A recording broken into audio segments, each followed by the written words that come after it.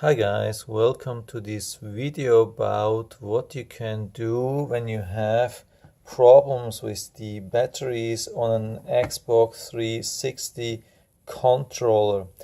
I have this one since a couple of years and it's super reliable, except one thing: when I turn it on, after some time the light goes off. So now it's connected, and then in a sudden the light goes off and I'm disconnected, and that's really bad, especially when you're online.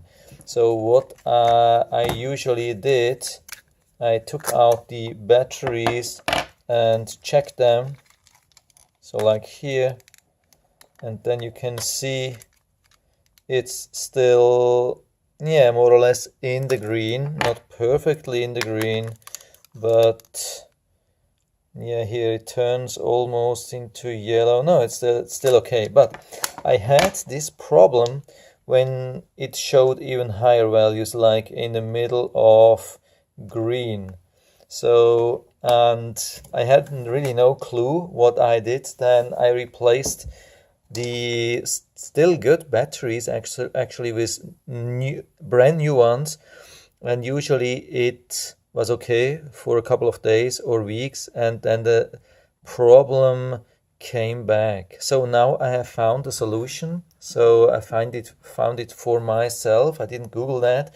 I don't know if others have found the same solution, but for me it absolutely worked. So what I did, every time before I made a playing session, I take out the batteries and I rub them within my hands like this. Hope you can see that. Not very long, 5-10 seconds, that's enough. And then I put it back like normal and turn it on, and I never had problems again. And as you can see, I mean, the battery level was actually pretty low now, and during my gaming sessions yesterday and the day before, for about 1 hour each, there was absolutely no problem with this controller anymore. And I'm 99% sure if I didn't do that, I would have had huge problems and again power outages here.